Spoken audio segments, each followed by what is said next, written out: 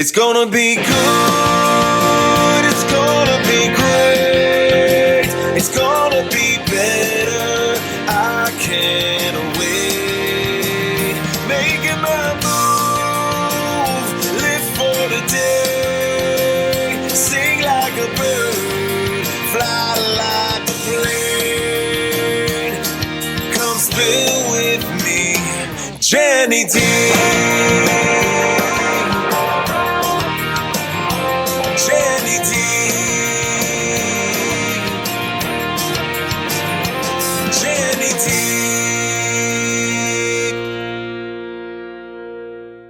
Hello, my beautiful people. Thank you so much for joining me with another episode of Spill With Me, Jenny D podcast. First of all, before I introduce my beautiful guest, I would like to thank my sponsors for September, my Spotlight sponsors. Well, first, my guest who is here today is one of my sponsors. This is Reyne O'Shaughnessy. She has an event. It's called At Capacity, a Women's Lived Experiences. We are going to go into that on our podcast today, so you'll have more information about that. I also want to thank Ed Mayer from Tri-State Office Furniture. Thank you so much. And I want to thank Bearskin and Laser. That's the owner, is Jody Rapepe. So thank you. And Tanya Cheney, thank you so much for Cheney's Natural. So here we go. This is so exciting. So I didn't realize this, but when Reyne walked in, she said, "Hey, do you remember when we met?" And I was like, I don't, my memory's so bad. So Reyne, introduce yourself to the listeners and the viewers. Well, my name is Reyne O'Shaughnessy, and I met Jen at a networking event maybe about 2 years ago. And we were after the event, we walked down to the parking garage separately, but we automatically connected, our eyes connected, and I just had a really draw to her because she's such a dynamic person, dynamic. So we started this conversation and we exchanged cards and off we went. Here we are, how many years later, circling back to have this fun opportunity to talk about, as you say, this symposium that I take very seriously because, I started out in the airline industry 50 years ago. That's 50.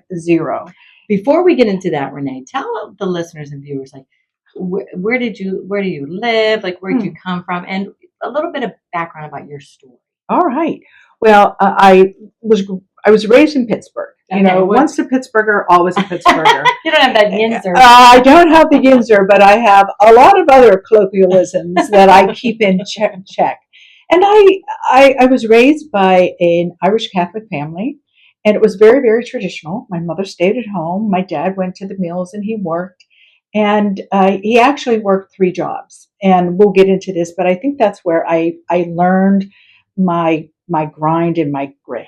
Hard worker. Yeah, and I was one of 2 children. I was the oldest child. I had a brother, and we grew up very traditionally. We went to church on Sundays. What part of Pittsburgh, honey? It was Moon Township, so it was in the west area. You're so near the airport. Yeah, very near the airport. So we grew up very traditionally. Spaghetti on Saturday. Sunday. Yes. So we have to have sometimes the spaghetti. On Thursdays. Sometimes on Thursdays. And as I grew up, my mother would. I was very close to my mother, but she would also tell me the type of child I was. Of course, who was reflective on their childhood, but she would always say, "You are an old soul." So I have always been an old soul. Yeah. Grew up in a very traditional household, but I always knew I was different. And she said, "I don't know what it is, but you will have a different life than I have. Or you're meant for greatness." I know you don't like to take compliments, but I'm telling you, what you've done. Wait till you hear all this. But okay, so I'm sorry to interrupt you. So go So, I shy away because of my upbringing, and my mother didn't have it in her vocabulary to say of greatness. Right. She just said of something different because her generation was raised to become the best mom. And believe me, I'm a mom too, and that's a really hard job. Right. And so we don't give ourselves enough credit. Right. And, she just wanted me to know that I was destined to be the best mom out there, but she couldn't figure out what else it was. because I didn't even know You what had else. ambition. Yeah. I didn't know, but it was the way that I carried myself. It was the way I talked. I remember at 6 years old, this is the story she tells me. She said that I came up to her and I asked her what was the most important thing in life. And I was 6 years old. Wow, And that's profound, Renee. she said it was very profound. And what was more profound is the answer I gave. The answer I gave was, she said, "Well, it's family, it's familia." Yeah, And I said, "Well, yeah, Mom, but it's also time, because once time slips through our fingers, we don't get it back." And she's not with us anymore. But when she told me this, it even took me back, saying, "Did I really say that?" That, I'll tell you what, that is really profound for you to Yeah. even say that, Yeah. and what with your time and what you've been doing. So Yeah. did she want you to go to college? No, absolutely not. Really? Absolutely not. She wanted me to be the homemaker that she was. Again, she knew I was different, but she didn't know what it was. But and here's the true story. I was destined for college. I was head of my class, got all good grades. So I finished high school in Moon High School very early. I would say about half a year early. Okay. So this guidance counselor came to me one day and she says, "So what do you want to do with the rest of your time? Do you want to go to a tech school?" And I said, "Well, no." She said, "Why don't you go home, talk to your mom and dad about it?" I did. Next day, came back in. And I said, "My dad said that since I'm going to college, it would be really handy to learn how to type." Oh, okay. And she said, "Well, I think that's an excellent idea." People in the audience are probably thinking, a typewriter? Right. A typewriter. Those are the things I had them too, and and it was a keyboard, but when you made a mistake, you had to start all over again. Right, or they had the white Or the whiteout, right. So she God. said, "That's an excellent idea." Well, that's our secretarial courses. We're going to put you into Mrs. Johnson's secretarial course, where you're going to learn shorthand and you're going to learn how to type. And that's what I did. Now, fast forward, after that 6 months was over, one of the benefits of being in this secretarial class is that the last 6 weeks of your senior semester, you were able to go into the community, the business community, and be an intern, so to speak. Right. And back then, we didn't get paid for our internships. You get paid for nothing. It was just free labor. Yes. And free labor. So she gave us a little piece of paper saying, "Do you want to go to an engineering firm? Do you want to go to a law firm?" And the last selection was the airlines. Back then, we had our hometown airline called Allegheny Airlines, even before. No, oh, that's how far I go back. For U.S. Air. Allegheny, who then became U.S. Air. Right. So I took my paper home again and I said, "Mom and Dad, can you help me?" And my dad said, "Oh, go with the airlines.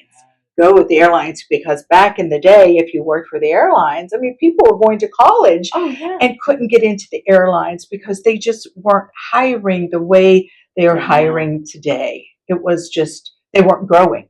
Allegheny Airlines was a regional airlines. The most north they went was Binghamton, New York. South was Memphis. Right. West was Indianapolis, and east was Newark. That was their their diamond shape. So they weren't growing. I said, "Okay, I'll do that." Went 6 weeks, did my little typing thing, and at the end of 6 weeks, the personnel person, her name was Bonnie. I will never forget this. She came to me. She says, "Can you come into my office?" And I said, I'm thinking, "Oh no, what's wrong?" And she said, "We've been watching you.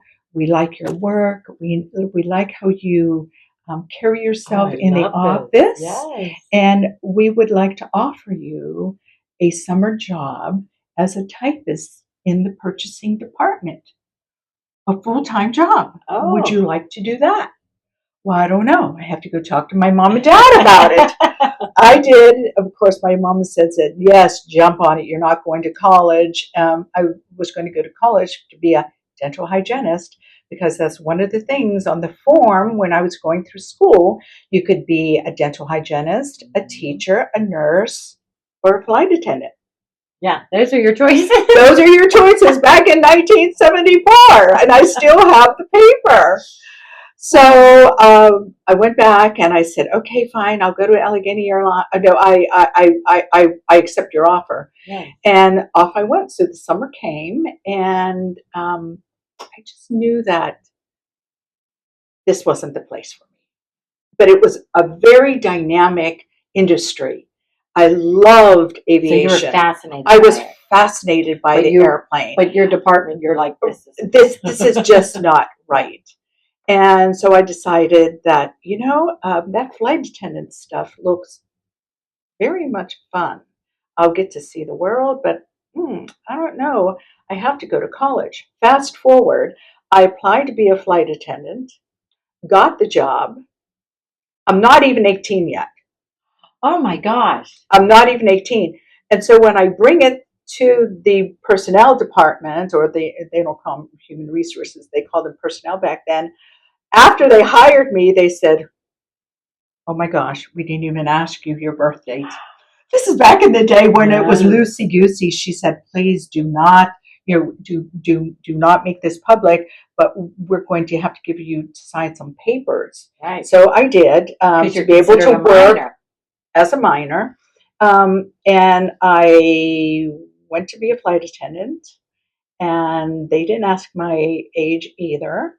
And it wasn't too long until I decided my place wasn't in the back. It was in the front. Yes, girl. High five. Yeah. I love it. And that's where it all started. My love of aviation started at a very, very young age.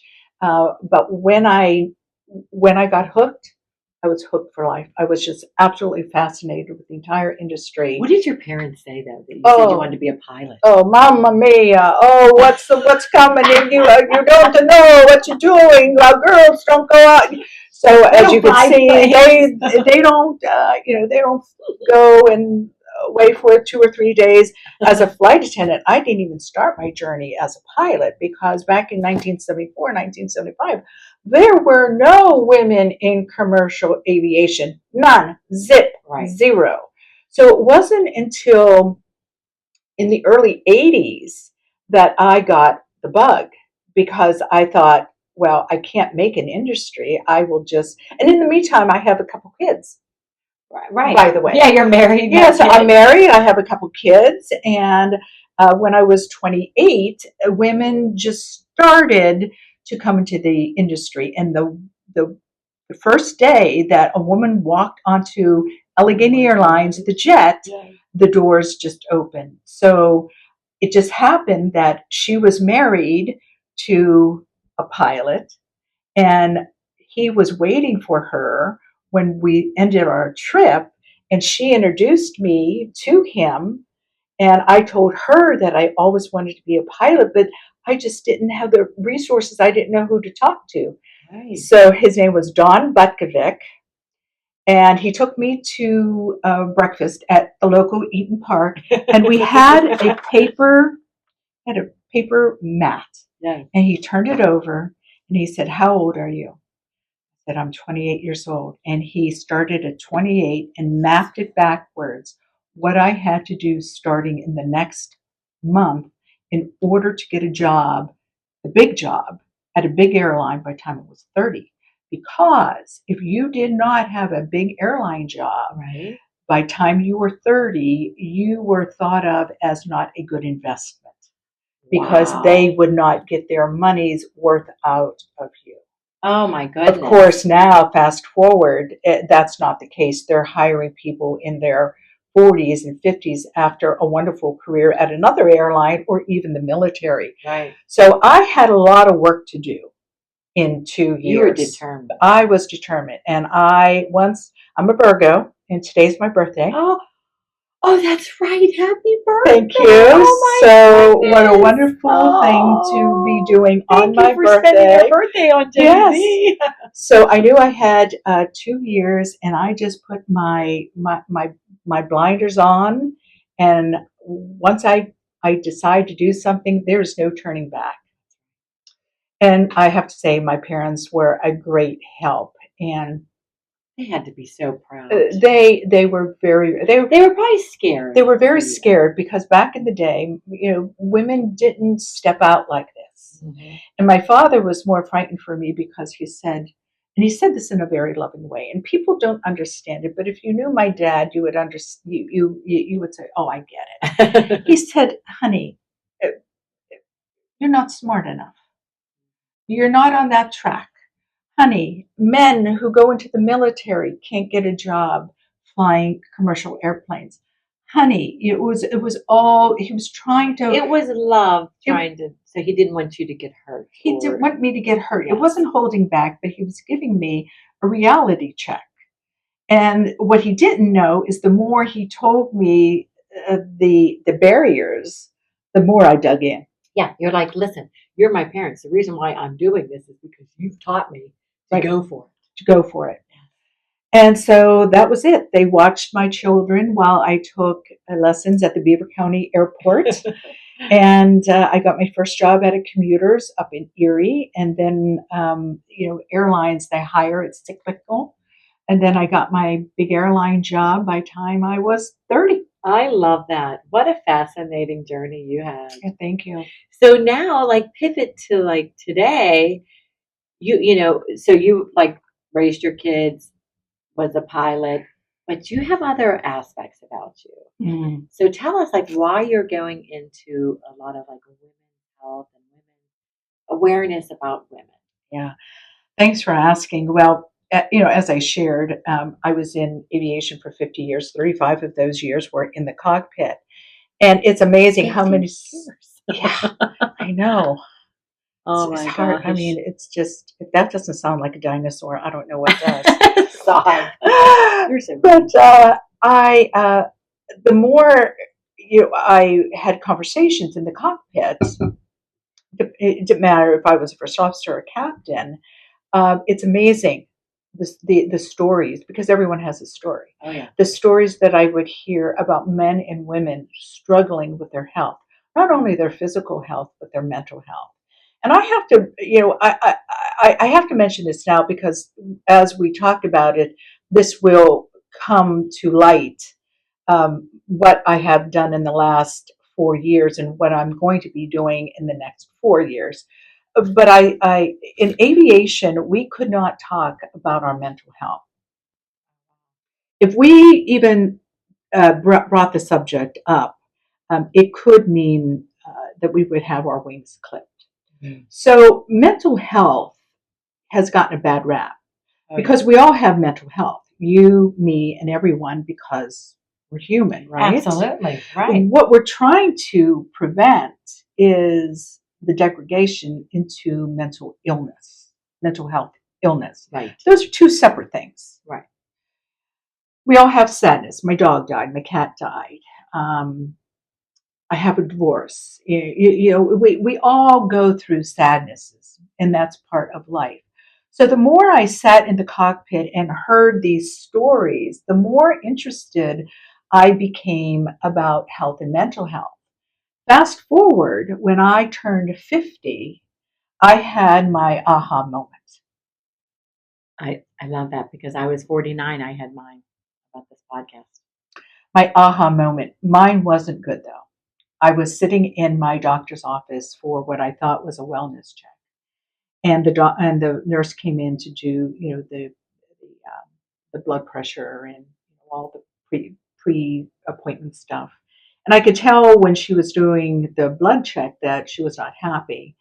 She went out to get the doctor. She came back, put the cuff on my arm again, and I was very sick. I had blood pressure of 180 over 140. Oh my gosh, Reyne. So it was stroke range. Wow. And he said to me, you were there. yeah, he said to me, how do you feel? And I said, well, I feel fine. And he said, well, you're very sick. He said, your blood pressure is catastrophically high. And is there anyone waiting for you in the waiting room? This was pre-COVID, obviously. Right. And I said, no, I drove myself. He says, well, we want to call the ambulance because we need to get you to the hospital. You are that close. Oh, that's so scary. And it was. But keep in mind, as an aviator, I can't talk about my health. I can't talk about my mental health. So the first thing that came to mind was, as a woman, too, I'm bouncing all these balls. Who's going to take care of my kids? If I don't have my airline career, if I'm grounded, who's going to pay the bills? Who's going to pay the mortgage? Who's going to buy groceries? Right. And so I stood up and I said to him, Doc, I'm a very busy woman. I don't have time for this. Can you believe that? Yes, you're not, because your health should be number one. Your health should be number one, but I have all this weight I'm carrying. I'm carrying the weight of, a mother, a father, a provider. Right. And he said, I want you to lay down. I'm going to turn the lights off and the ambulance is coming. So do you know what I did, Jen? I let him turn off the lights. I let him shut the door. Yes. 2 minutes later, I got up, opened the door, and I left. I got in my car. Reyne. And to this day, Jen, I don't know how I got home. I do not know. I do not remember, but I remember the way I felt. I remember the way I felt. So that night, I'm laying in bed, and you can imagine what's going through my head. And I'm thinking, I know I should go to the hospital. I know what. And how old were your kids at this? Oh, they were in grade school. Okay. Yeah. Well, there's 10 years between a 2 and number 3. Okay. So the older 2 were older, but I had one in grade school, and I'm thinking, who's going to take care of them? I have no resources. Who do I turn to? I don't have women. I don't have aviation to turn to. I don't have my flight surgeon. If I turn to my flight surgeon, he's going to say, you are DUN, done. Yes. You are done. Your wings are you clipped. felt like your whole world was going to explode. It was anybody imploding. Would find out that you need to go to the hospital. It was imploding on Reyne. me. So it just so happened, and you and I were talking earlier before the show, how things are put into your path without you even knowing. And it just so happened 2 days later, I'm scheduled for a dentist appointment to have my teeth cleaned. I walked in and, making little talk, and dental hygienist said, so how have you been? Well, that's all I needed to hear, because I started to tell her the whole enchilada, which is very unusual for me. I'm not a chatty to Kathy, but I needed someone, and she was the one. But through this all, after I spilled my total story to her, she said, very calmly, that happened to my sister. And I said, well, this, and that. And she said, yeah. I said, well, how's your sister now? She said, oh, she's fine. And I said, well, what does she do?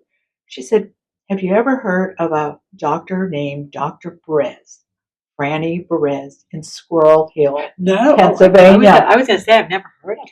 Squirrel Hill. And I said, no. She said, oh, you need to get an appointment with her. So, of course, I dashed home. Oh, it's a woman. Yeah, a woman. So I dashed home, called her, and she is in Squirrel Hill. And this was back in the day. This is 20 years ago. I'm 50, 20 years ago. So it's 2005. She is an MD, but she's also a functional medicine doctor. Ooh, and for your audience, functional medicine gets to the root of the problem. Regular traditional medicine, they just treat the symptoms. So I made an appointment with her, but of course, I couldn't get in for an appointment for months.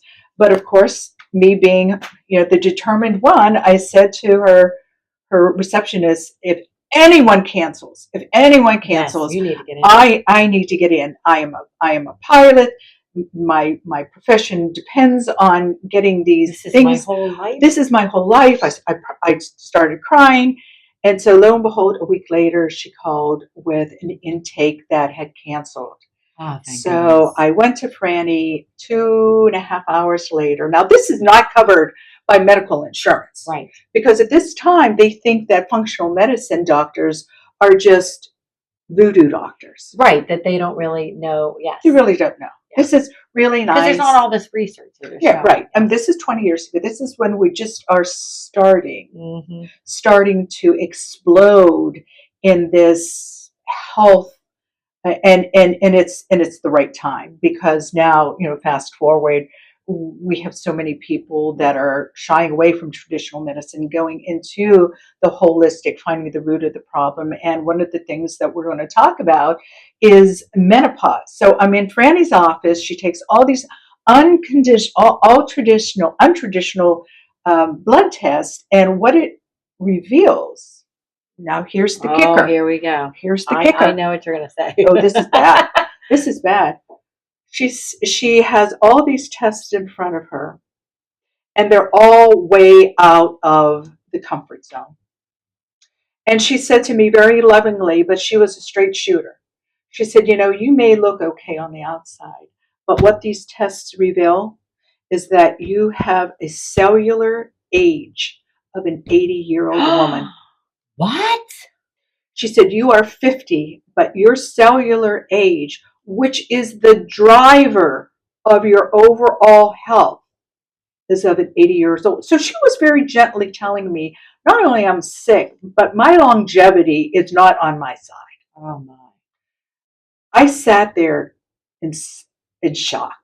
Well, you think about the stress, too. Like when you say mental health, Yeah. we're thinking about the stress we put on ourselves as women. Absolutely. So you were in shock. What did I was in shock. So we talked about the other tests and what I needed to do starting right now, today, to kind of turn this big ship around. Now, this big ship isn't going to turn on a dime. Right. This big ship is going to the cellular level, and we are going to create health from the inside out. Oh. And that meant stop flying nights. Okay. Now, the reason I was flying nights is another whole story in itself. But that was taking a toll on you. That was because your that sleep was my not, sleep yes. is just foundational. And then she said some other modalities, such as, how are you eating? I said, well, I'm eating. Yes. I'm very healthy. I eat very healthy. She said, well, tell me what you eat.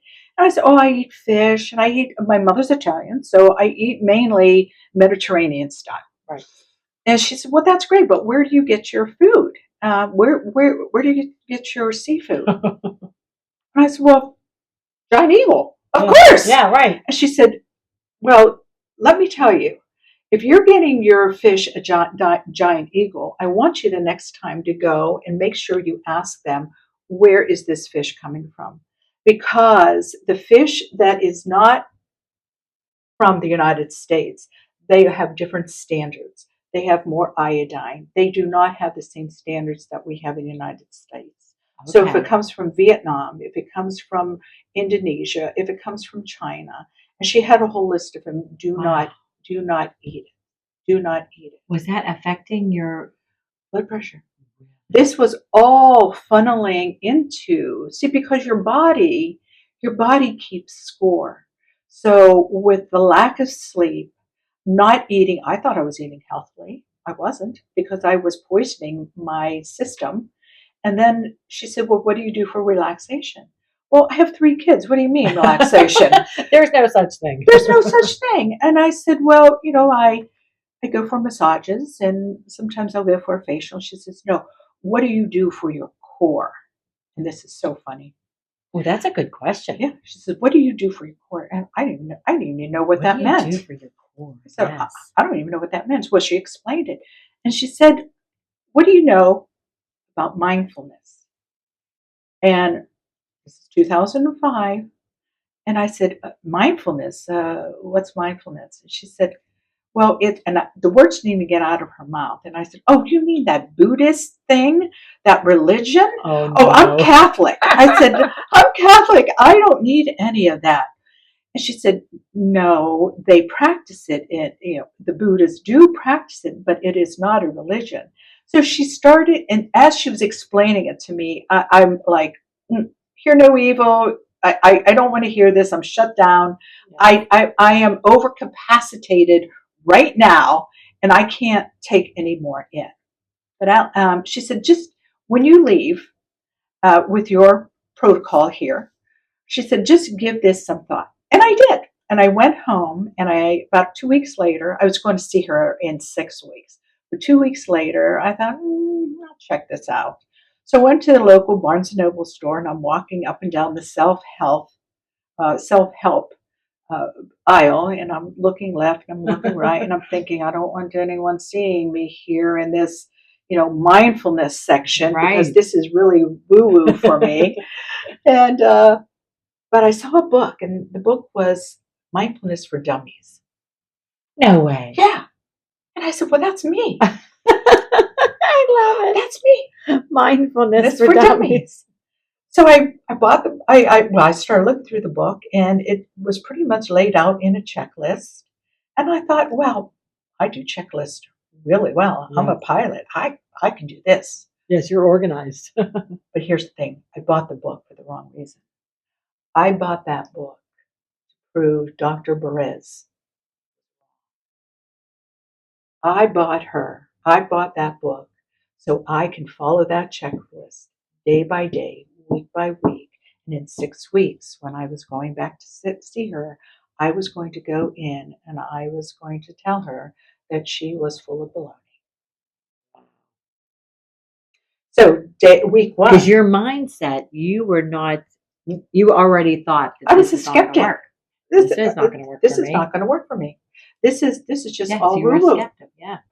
And I started reading the book and did what they said for the week one. And by week 4, I'm thinking, yeah, this is all this like garbage, Something happened. On week 5, I started feeling different. I was responding to my children differently. I wasn't reacting to my husband. I was responding to my husband. And I was loving my parents more deeply. And everything that I was doing was just more real. So I decided that I wanted more of this. And I became so deeply embedded in mindfulness that I could be in a conference room in a corporation, and I could be practicing mindfulness at that moment, and you would never know. But that is what I do to keep my core, my nervous system at peace. And that was part of my anxiety. That was part of my sadness. That was part that all the other doctors wanted to give me an antidepressant medicine or go to see an orthopod for your shoulder and all of these things that really were in my control, but I didn't know how, because our health care system in America doesn't work that way. It's not preventive, it's reactive medicine. So once I became really, really good, and this is where I started wanting to help other people know mindfulness, because as a skeptic, you couldn't find someone that didn't believe in this in this practice more than me. It was just impossible. And if it could make a believer out of me, I was doing it every day. First week, 3 minutes, second week, 5 minutes, the third week, 15 minutes. But I was doing it consistently. So you would like meditate or breathe. I would breathe in through my nose, and my mind would wander. And I said, oh, this isn't for me. But the book said, your mind wanders, but that's what the mind does. The mind has a mind of its own. So I would just bring the breath back, and I would concentrate on my breath. And what that created is space. That space is what you want in your brain. Oh, I love this. Yes. What we want is more gray matter in our brain. Gray Gray, because our brain is made up of gray matter and the amygdala. And the amygdala is our reaction. So we want to reduce the amygdala. And by reducing the amygdala, I know, I don't even know that. it expands the gray matter. And so you have that space. So if someone cuts you off in front, on the road, instead of saying you SOB or whatever, or even feeling your rage come like that jerk. Yeah. It's like, oh well, maybe at least we didn't have an accident. Yeah, or maybe they're late for work, or maybe they're rushing to the hospital. It gave me that space. I love that, Reyne. That I was not any longer reactive. It's almost like when you're talking about this, I almost see that you were present in your life. When you said that you weren't reacting to your kids, you were responding. You weren't reacting to your husband, you were responding. Like that to me is like an aha moment. Was that your aha moment? Well, the aha moment is when I came to the understanding that I was not healthy, and I thought I was healthy. From the inside out. From the inside out.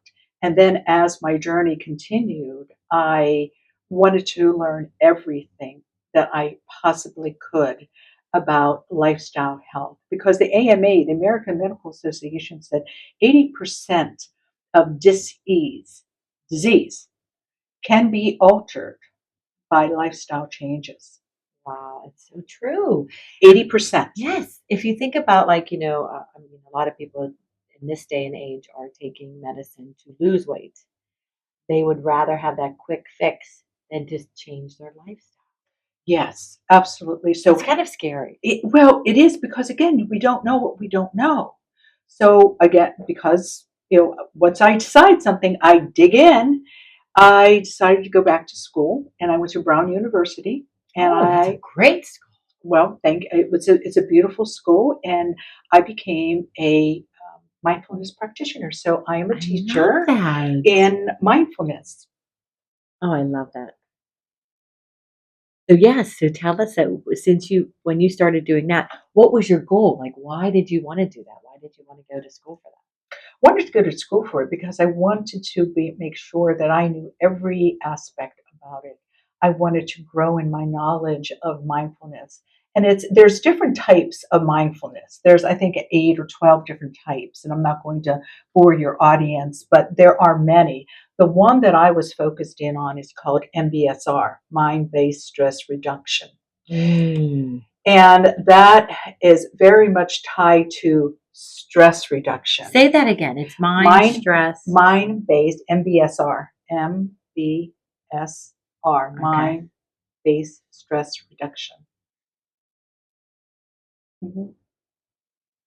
And I wanted to know everything about it, not only for me to make sure that I was doing it right, that you were practicing it, that I was practicing it, and I was fully embodied and invested in something that you loved. Yeah, embodied means that you are living it. You are living it. And through that whole process, you get certified, and it's quite a few steps.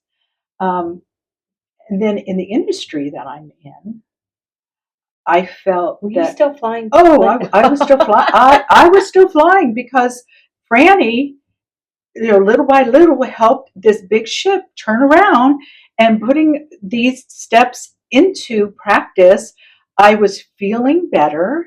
My blood pressure started coming down, not overnight. As I said, I'm talking about for 6 months, and then we're 9 months, and then over a 2-year period, now I'm myself. But through that all, I'm not taking antidepressant medicine. I'm not taking anxiety medicines. What? I'm not taking blood pressure medicines. I am embodied. I am bringing down all this disease in my body, myself. So in order to go out in the world, and in my world, it was aviation, where stress is is high. Oh, I can't even imagine. I mean, being a pilot is just, it's one of the most stressful, You're responsible professionals. You're responsible for 100, with all these passengers, but $150 million aircraft, $150 million aircraft, for the safety of it. Not to mention, if that airplane goes down in a suburb like South Hills or Beaver or anywhere in the world, the devastation that's going to cause. Right. But it is a very demanding profession. You don't eat right, you don't sleep right, irregular schedules. You have no home life.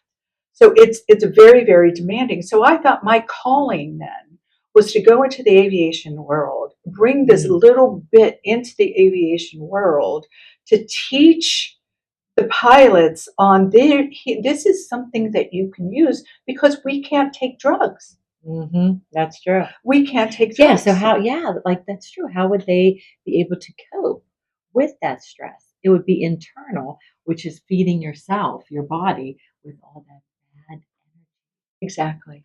Wow. And this is another show, but we could talk about what's happening in the aviation industry right now and how I got involved in turning the regulations that aviators live by through my first book. So I wrote my book. Yes, tell us about your my first book. I retired 4 years ago after 35 years in the cockpit. Yeah, at 65. First of all, she looks like she's in her 40s. She's beautiful. Well, thank you very much. Beautiful. But I think she's not wearing her glasses. That's why. You're so funny. But you know why? Because you said you're feeling good on the inside. It radiates. And my cellular health is at the optimum level. Wow.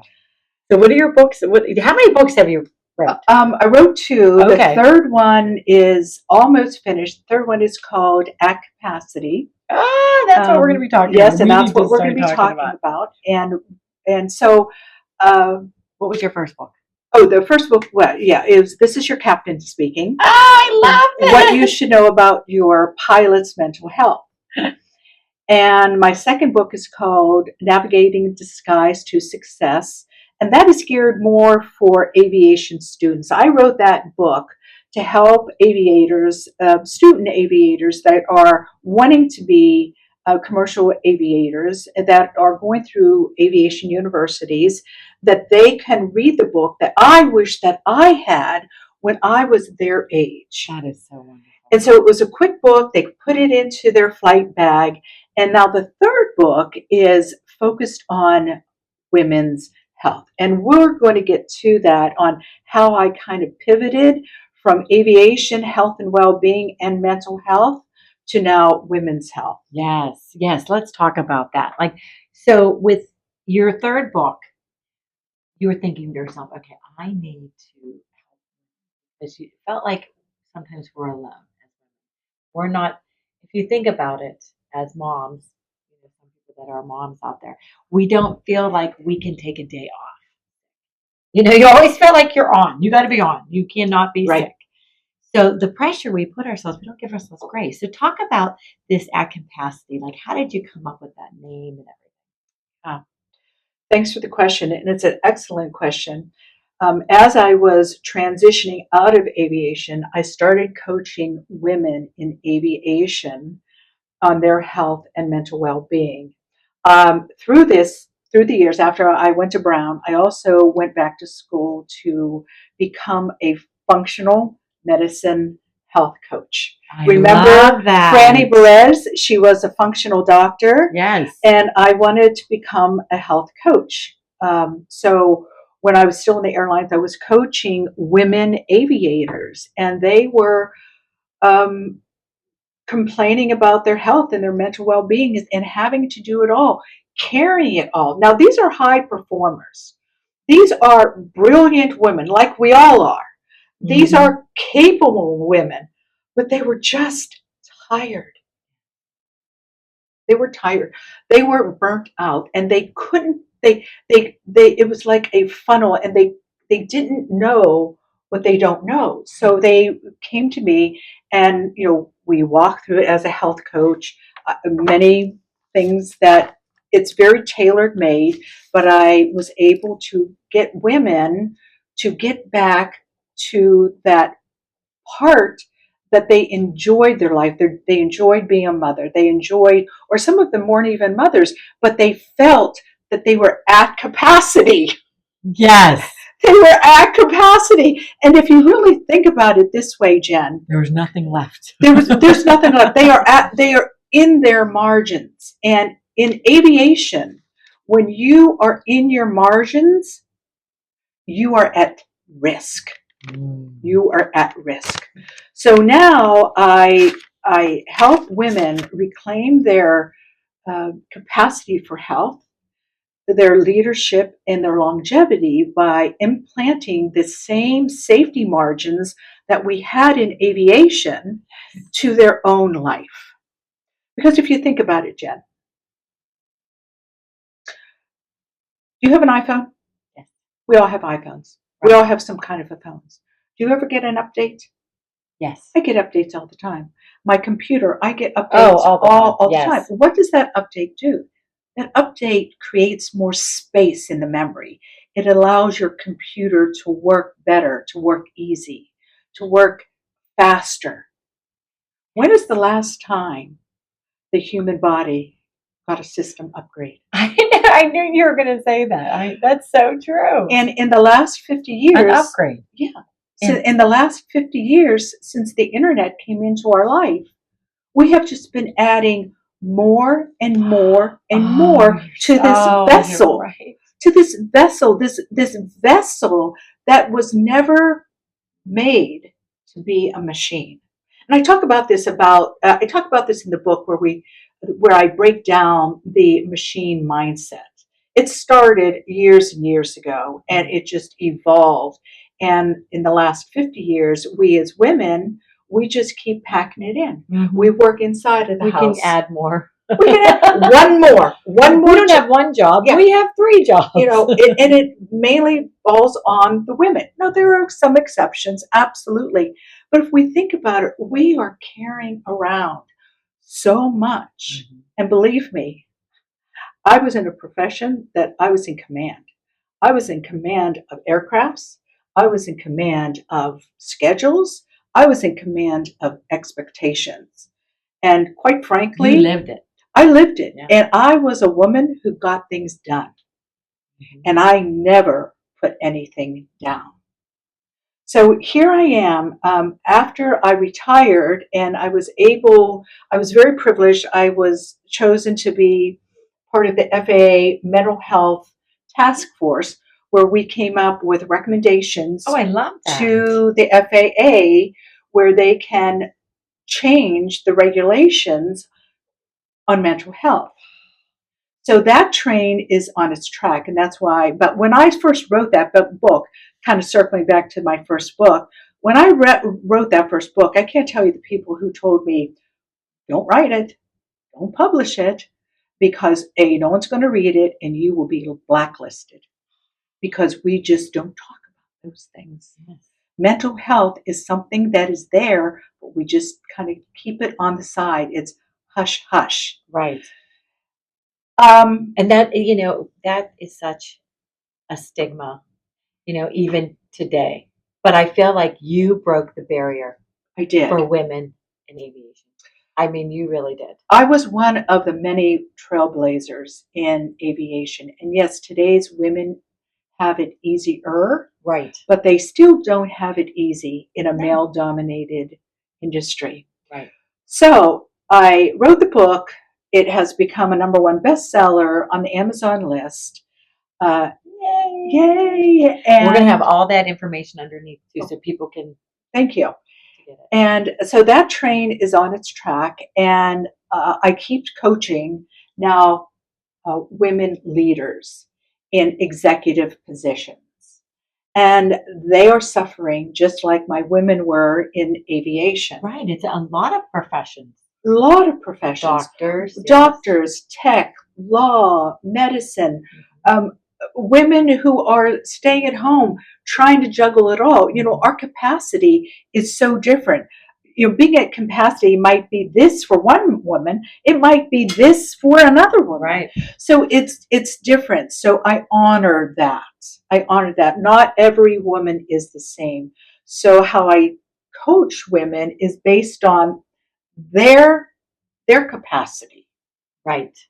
and they are all at capacity. And they can't put one more thing in. So I No. teach them to start living outside of their margins, because right now, what did I say about aviation? When you aviate inside of those safety margins, you're putting the airplane, the passengers, the aircraft, the environment at risk. Yes. And you cannot do that. Aviation is not very forgiving. And the same thing has to do with our body. If we don't take care of our bodies, and if we just keep living in our margins, that is when disease. That's so true. You're pops such a great up. speaker. You really are, Reyne. Disease comes out, and it may not be the same disease for you, Right. but it may be cancer. It may be thyroidism. It just is so different. But the stress, we know, living with chronic stress, It affects everything. it affects every tissue and every organ in your body. Now, we all have stress, right? Right. We have a birthday party. It's not going so right. We're excited about going to a new city. We all have that stress. So it comes and it goes. But if you live in a chronically stressed environment or situation, it just chips away at your health and your mental well-being. And it comes out in different ways. And that is you got to why remove yourself from that. you got to remove energy, the energy. At least acknowledge it, be aware of it, so you can keep it in check. Right. Like my mother had pancreatic cancer for a year and a half. I can't tell you the stress and the heartbreak of watching someone just decay away. That was a year and a half. Through that year and a half, I was very much in check on when I needed to ask for help, when I couldn't go because I was at capacity. So we have different times in our life, but when you live chronically in stress, it will win. It will win. So with you going through all these experiences, and you can talk about it, and you can bring it to women, all the education and all the, because I always believe this too, the stories that we tell and the stories in our life and our background and how we grew up, it really brings us to the adulthood of knowing, okay, and I always say this, if I would have known then what I know now, Exactly. I should have did this, but we're always learning. We're always so evolving. you are having this, because we only have a few more minutes. Okay. You are having this wonderful event, October 25th. Tell us a little bit about the event. Like, what is going on? Yes. Well, I'm having a retreat in California, and I have a California office, and I have a Pennsylvania office, and I'm having a 3-day retreat in California, and that's going well. It's really premium level, high level, and my Pittsburgh families, my friends were asking me to bring that same thing here. And I got to tell you something really funny. It's a big event, and it takes time, and you have to be really ready. So I said to my friends in Pittsburgh, I just don't know if Pittsburgh women are ready for this. Oh, I know. We're a little behind. Yeah, literally, ready. And I said it 2 times to one of my very best friends, and she said, "Stop that." She said, "I heard you say that twice. Pittsburgh women are ready for it. They just don't know they're ready for it." Exactly, Reyne. I was just thinking that myself. So I went, that's all I needed to hear. So I called around a few places. I said, I'm going to do a mini retreat here in Pittsburgh on October the 25th at Nevillewood. And we have a great lineup. We have docs coming in from UPMC, functional medicine, Pittsburgh functional medicine. We're going to have a doctor coming and some nurse practitioners coming from there. We're going to have a doctor coming from University of Pittsburgh, who's going to be talking about exercise and why exercise is so important as we go through our menopausal years. So this symposium is called At Capacity, A Woman's Lived Experience, is targeted for women between 35 and 65 years old. And what we're going to do is built for women who carry a lot. And this isn't theory. This is a day. It is designed for women to put things down. It's because we rarely put things down. And when we do, amazing things happens where we allow ourselves to connect. We allow ourselves to laugh. We allow ourselves to cry, and we allow ourselves to soak up information that empowers us to, when we go to our next appointment, whether it's a PCP or OBGYN or an orthopod, Right. that we're not crazy. Because if we go back to Franny Perez's days, those days I was going through menopause. We weren't talking about menopause I know you were then. going through perimenopause. I was Yes. coming through perimenopause and into menopause. And thank goodness I didn't take that antidepressant or that anxiety pill. It wouldn't have helped. It wouldn't have Your helped hormones, yeah. because it was my hormones. So we are going to empower women through information that is out there now, good information that is dated, research that empowers women with, like, hormone therapy. We don't call it hormone therapy anymore. We call it menopausal hormone therapy because back in 2002, there was a study that came out from WHI, Women's Health Initiative, that was really destroyed women's confidence in taking hormone therapy.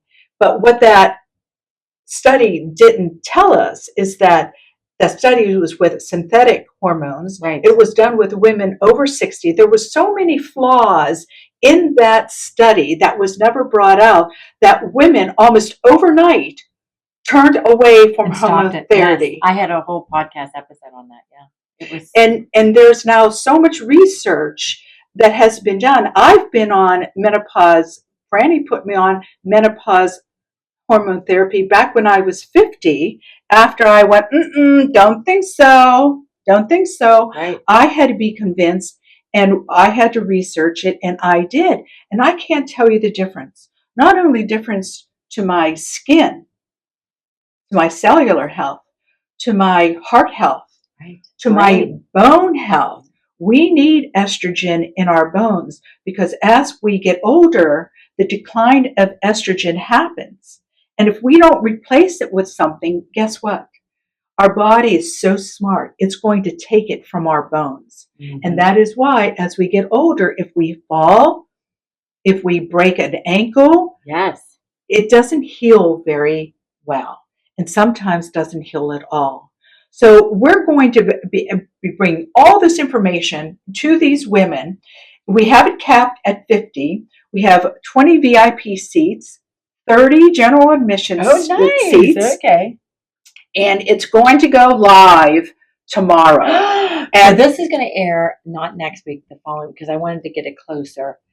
So when are the tickets going to be available? the registration opens tomorrow. Okay. That is the 19th, September 19th. Today's the 18th. It's my birthday. That's right. You're right. Today's your birthday.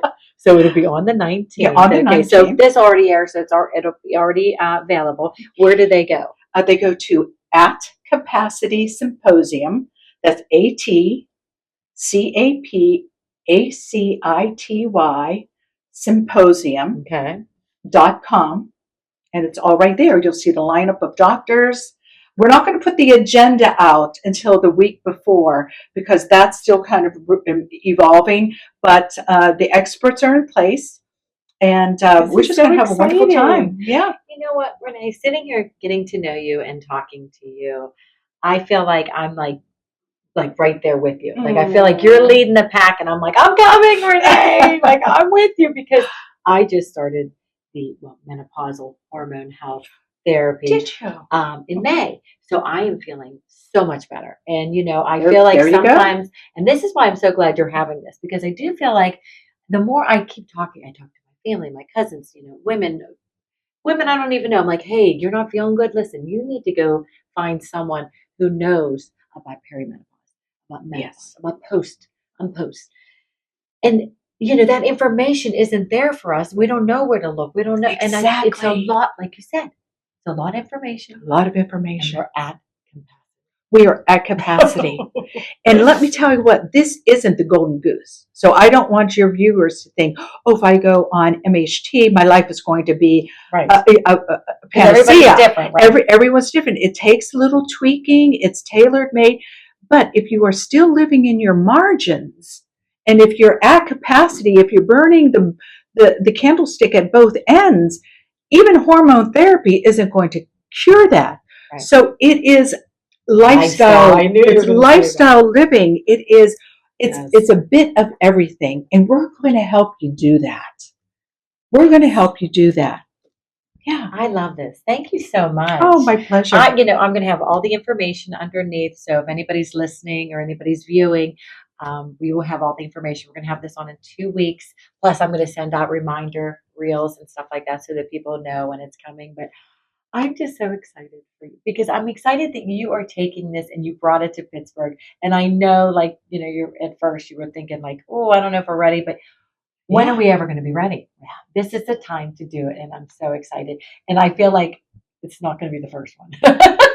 Well, thank you very much. And thank you very much for allowing me this platform to talk about this thing that I'm passionate about, because not on my watch will a woman go into her doctor's office and not be forearmed with the questions and the answers that she needs to hear. And all of you out there, I give you permission.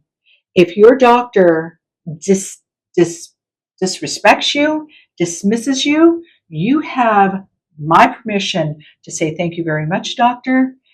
Get your purse and get up and leave. This office visit is over, because there are doctors out there that can help you and will help you. Absolutely. Thank you so much. It's so true. You have to find someone who is listening to you and not just trying to put a Band-Aid on it or just take this pill. So yes, I love that. And I know this is kind of like after the show notes here. Yes. This is after show, but we can't blame the medical industry because they didn't know. They didn't know. These doctors that are They're at capacity. They were never taught in medical school. Midlife health. As a matter of fact, last year, my very good friend Kelly Casperson. Yes. Kelly Casperson. I hang around with those. Broken or yes. Yeah. We're very good friends. She had a retreat in Sedona. I went there, and I was the only pilot. There was an attorney, and the rest were OBGYNs. And what an eye-opener it was. Mm-hmm. These were brilliant doctors that opened up to each other. And I was sitting there listening to how they felt so inadequate of helping their patients. Yes. They said, we don't know what we don't know. And unless you go to education to find out more about midlife, you're talking to a doctor that has no clue. Right. And I'll tell you one thing that's going to move a doctor is if 7 women right in a row go into his or her office and ask some powerful questions. What a great motivator that will be for that doctor to go get some new education on midlife health. But I just loved hearing your story and where you came from, what you're doing now, and all the good that you're doing and your books. So we will definitely have all that information at capacity. So you're going to want to check this out, and hopefully you can make it. And if not, we will figure out another time that they can. But I appreciate this. This was such a wonderful episode. Thank you for the opportunity to share this information with your audience. Thank you. Thanks. This was another episode of Spill with me, Jenny D. Take care. Come spill with me. Come spill with me. Come spill with me.